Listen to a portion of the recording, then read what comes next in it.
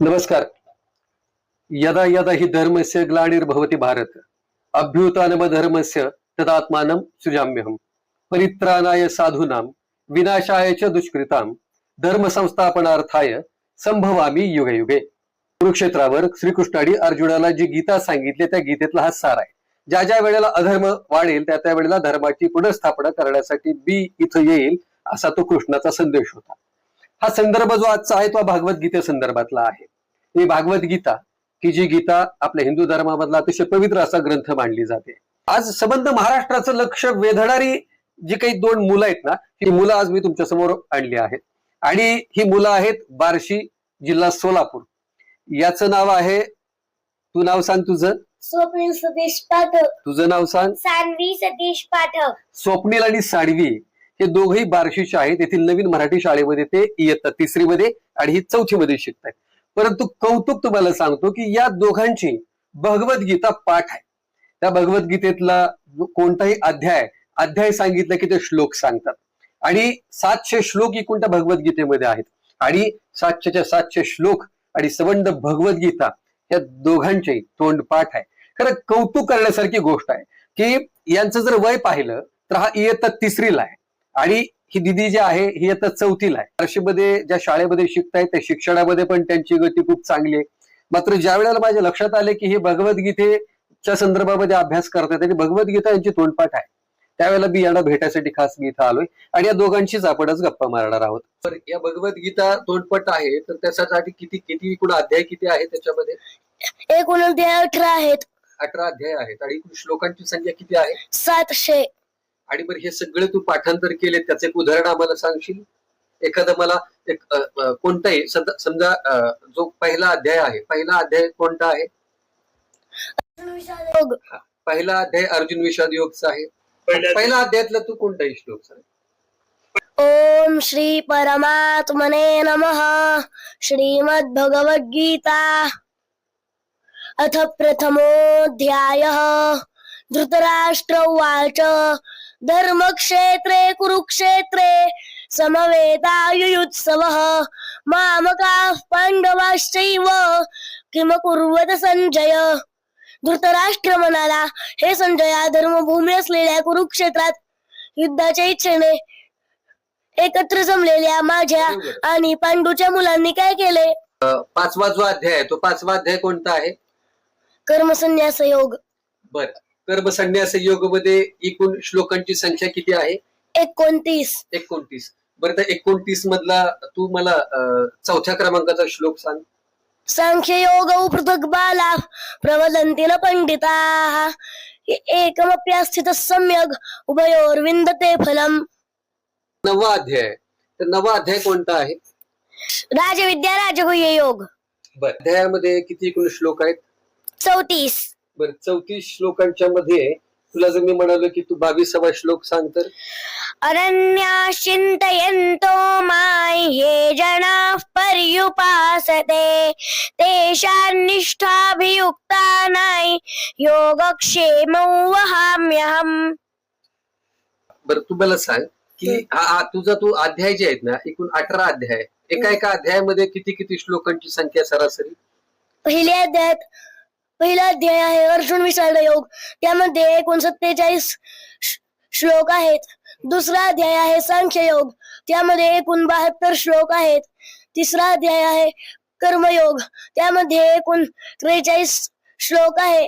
चौथा अध्याय आहे ज्ञान कर्म संन्यास योग, त्याच्यामध्ये एकूण 42 श्लोक आहेत. 5वा अध्याय आहे कर्मसन्यास योग, त्यामध्ये एकूण 29 श्लोक आहेत. 6वा अध्याय आहे आत्मसंयम योग, त्यामध्ये एकूण 47 श्लोक आहेत. 7वा अध्याय आहे ज्ञान विज्ञान योग, त्यामध्ये एकूण 30 श्लोक आहेत. 8वा अध्याय आहे अक्षर ब्रह्म योग, त्यामध्ये एकूण 28 श्लोक आहेत. 9वा अध्याय आहे राजविद्या राजगुह्य योग, त्यामध्ये एकूण 34 श्लोक आहेत. 10वा अध्याय आहे विभूती योग, त्यामध्ये एकूण 42 श्लोक आहेत. 11वा अध्याय आहे विश्वरूप दर्शन योग, त्यामध्ये एकूण 55 श्लोक आहे. 12वा अध्याय आहे भक्ती योग, त्यामध्ये एकूण 20 श्लोक आहे. 13वा अध्याय आहे क्षेत्र क्षेत्रज्ञ विभाग योग, त्यामध्ये एकूण 34 श्लोक आहेत. 14वा अध्याय आहे गुणत्रय विभाग योग, त्यामध्ये एकूण 27 श्लोक आहेत. 15वा अध्याय आहे पुरुषोत्तम योग, त्यामध्ये एकूण 20 श्लोक आहेत. 16वा अध्याय आहे दैवासुर संपत्ती विभाग योग, त्यामध्ये एकूण 24 श्लोक आहेत. 17वा अध्याय आहे श्रद्धात्रय विभाग योग, त्यामध्ये एकूण 28 श्लोक आहेत. आणि सर्वात मोठा जो अध्याय आहे शेवटचा तो आहे मोक्ष संन्यास योग, त्यामध्ये एकूण 78 श्लोक आहेत. हे सगळं त्याच्या तोंडपाठ आहेत आणि हे नुसते त्याने अध्यायांची नावं सांगितली नाहीत, तर त्या अध्यायांच्या श्लोकांची संख्या सांगितली. पण नुसती संख्या पण नाही. मी त्याला मगाशी पण विचारलं, मी आता अजून एकदा तुमच्यासाठी विचारतो की एखादा अध्याय समजा, तर एखाद्या अध्यायामध्ये 18वा अध्याय जो आहे, 18व्या अध्यायामध्ये सर्वाधिक श्लोक आहेत 78 संख्या श्लोकांची आहे, बरोबर आहे का? किती? 78 संख्या आहे. आता मी त्याच्यातल्या 18व्या अध्यायातल्या 78 श्लोकांच्या पैकी कोणताही एक मी त्याला सांगायला लावतो. मी त्याला सांगतो की 78 पैकी चौथा जो श्लोक आहे त्याच्यातला, तर तो चौथा श्लोक तो आम्हाला सांगशील 78 मधला? सांगतो. तो सांगशील? सांग. निश्चयं शृणु मे तत्र त्यागे भरत सत्तम, त्यागो हि पुरुषो व्याघ्र त्रिविध संप्रकीर्तितः. किती सुंदर आहे की स्वप्नील सतीश पाठक याची आई ही अतिशय गृहिणी आहे. ते खाजगी एका ठिकाणी तिच्या उदरनिर्वाहासाठी त्याच्या आई काम करत आहेत. त्याचे वडील जे आहे ते सतीश पाठक, तेही उदरनिर्वाहासाठी मिळेल ते काम करतायत. मात्र जी दोन्ही मुलं आहेत ना, ही दोन्ही मुलं खऱ्या अर्थानं, म्हणजे ज्याला गुणवत्ता म्हणतो आपण, ज्याला आपण खऱ्या अर्थानं एकाग्रता म्हणतो, की ज्याला आपण एकचित्तपणा म्हणतो, की ह्या सगळ्या गोष्टी ह्या दोघा मुलांच्या मध्ये आहेत.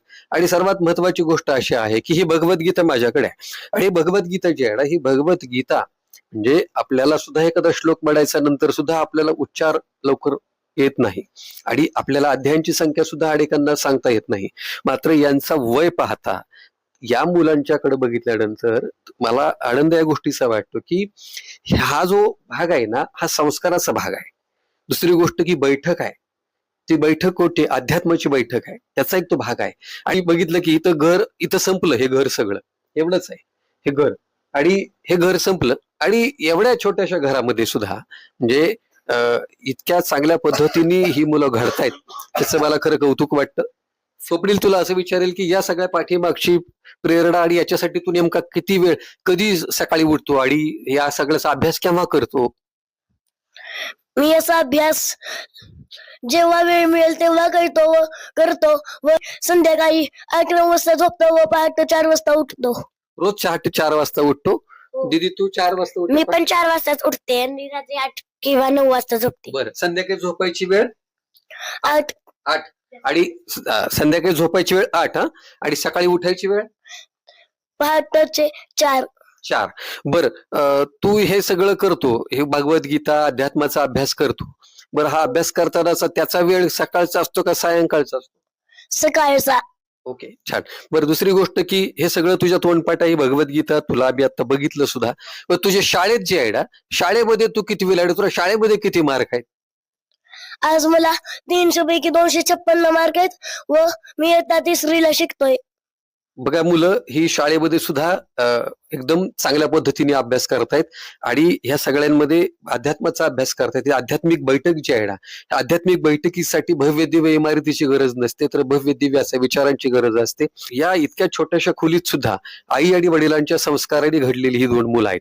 मी खरं तर तुम्हाला कौतुकाने सांगेल की हे आई वडिलांचं श्रेय जसं आहेच आहे, मात्र सर्वात महत्वाचं की त्यांच्या बुद्धिमत्तेचं सुद्धा कौतुक केलं पाहिजे. खरं तर जगातली सगळीच मुलं हुशार असतात, मात्र यांनी काय केलं की यांनी स्वतःला नियंत्रित केलंय. याचं म्हणणं आहे दोघांचं की 8 वाजता रोज झोपतायत आणि ते पुढे पहाटे 4 वाजता उठतायत. पहाटेच्या वेळेला ते भगवद्गीतेचा अभ्यास करतायत आणि उर्वरित वेळेत शाळेचा अभ्यास करतायत. शाळा करून आली की पुढे मग तो शाळेचा अभ्यास करतायत. बरं, मला एक गोष्ट विचारायची की जो सगळ्यांच्यासाठी खूप महत्वाची आहे. तुम्ही 2 मुलं, तू 3रीला आहेस, साडवी बेटा तू 4थीला आहेस. मोबाईल किती वेळ वापरतो? फक्त 1-2 मिनिटं अभ्यास बघायला वापरतो आणि त्यानंतर ठेवून देतो. तू? मी फक्त अभ्यास बघते आणि ठेवून देते लगेच. बर, तू गेम वगैरे असलं काही मोबाईलवर? नाही. व्हेरी गुड, वा. बरं, भगवद्गीतेचा अभ्यास जो आहे ना, हा अभ्यास तू केव्हापासून सुरू केलास? मी का नोव्हेंबर 2023 पासून सुरू केलाय.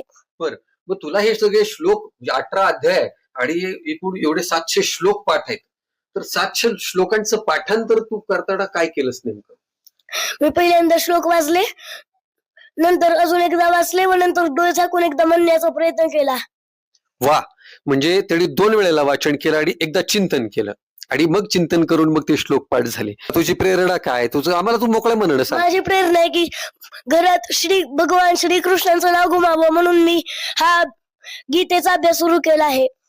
कर्नाटकातले दक्षिणपीठ शृंगेरी मठातले जे शंकराचार्य आहेत, त्या शंकराचार्यांनी सुद्धा हे प्रमाणपत्र देऊन त्याचा गौरव केलाय आणि असे अनेक प्रमाणपत्र आहेत देशभरातून. म्हणजे गीता परिवारानं पण स्वप्नीलला कौतुक आणि खरं थाप दिले कौतुकाची. याला मेडल्स आहेत ना, हे गीता परिवाराच्या वतीने मिळालेत आणि राज्यातल्या वेगवेगळ्या ठिकाणच्या लोकांनी त्याचं कौतुक केलंय.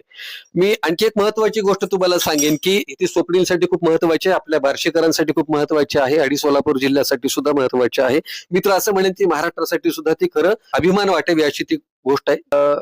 अयोध्येचे जे काही राम मंदिर आहे, अयोध्येचं राम मंदिराचे कोषाध्यक्ष आहेत गोविंदगिरी महाराज. तर गोविंदगिरी महाराजांनी कुरुक्षेत्रावर त्याला या मार्च महिन्यामध्ये आमंत्रित केलंय.